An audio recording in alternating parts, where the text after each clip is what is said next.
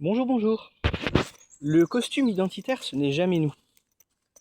J'en parlais déjà dans la vidéo précédente. Les costumes de ce type, ça va être les « je suis ».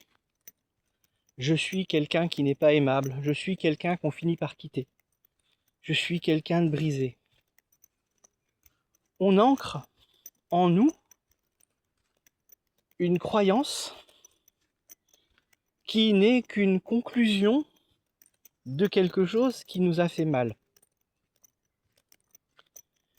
Et si on se laisse la possibilité de tester autre chose, d'essayer autre chose, de découvrir d'autres options, on peut se rendre compte que ces croyances, ces costumes que l'on revêt, ce n'est pas nous, c'est juste un choix qu'on a fait à un moment donné.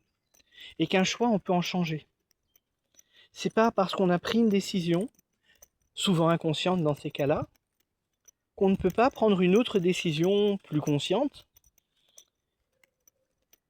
et qu'on ne peut pas modifier ces choses. Alors bien sûr, je vous ai déjà dit qu'on n'a pas d'emprise consciente sur notre inconscient. Si je prends la décision consciente de changer ce costume, de changer ce choix, cette croyance, ça n'aura pas forcément d'impact sur l'inconscient qui ne va pas l'intégrer de la même manière, qui ne parle pas le même langage. Si effectivement c'est lié à un traumatisme, ce qui est assez fréquemment le cas, oui, ça ne changera pas. Et donc là, on aura besoin de quelqu'un à l'extérieur, on aura besoin du regard extérieur, de méthodologie pour pouvoir changer ça. Maintenant, il arrive des cas où on a fait des choix, on a adopté des croyances, tout simplement parce que c'est confortable et non pas parce que c'était douloureux de faire autrement. Eh bien, ces croyances-là, on peut les changer seul, consciemment. Puisqu'on a fait le choix conscient de cette croyance et qu'on l'a ancrée comme un rituel, une habitude de vie, on peut faire exactement le même boulot avec une autre. Si quelque chose nous pose problème et n'est plus à notre personnalité, notre goût, notre envie du moment, j'accepte avoir fait un choix qui m'a accompagné un certain temps et j'accepte la possibilité d'en faire un nouveau. Et dans ce cas-là, je vais devoir l'ancrer.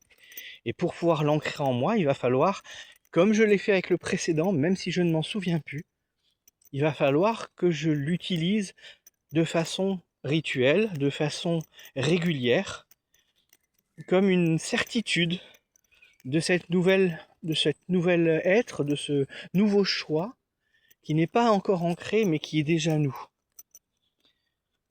Et plus je vais l'utiliser, et plus ça va devenir facile, et plus ça va devenir moi, et plus ça va devenir ma nouvelle croyance.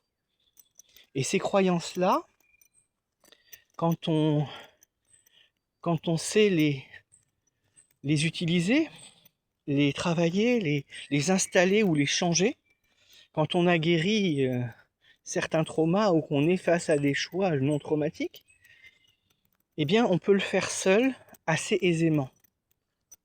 Encore une fois, il faut accepter qu'on évolue, qu'on puisse avoir fait des choix qui ne sont pas les bons, ou qui ne nous aient pas apporté ce qu'on espérait, et accepter d'en changer, accepter de s'être trompé, sans culpabiliser, sans honte, parce qu'il n'y a pas de raison.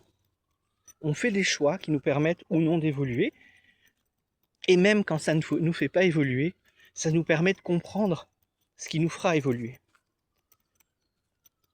Faites-vous confiance un petit peu de temps en temps.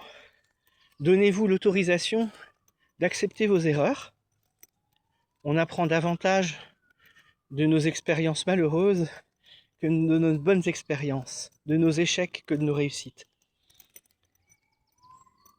N'ayez pas honte, ne vous sentez pas coupable de ça. Faites juste le choix de changer quelque chose.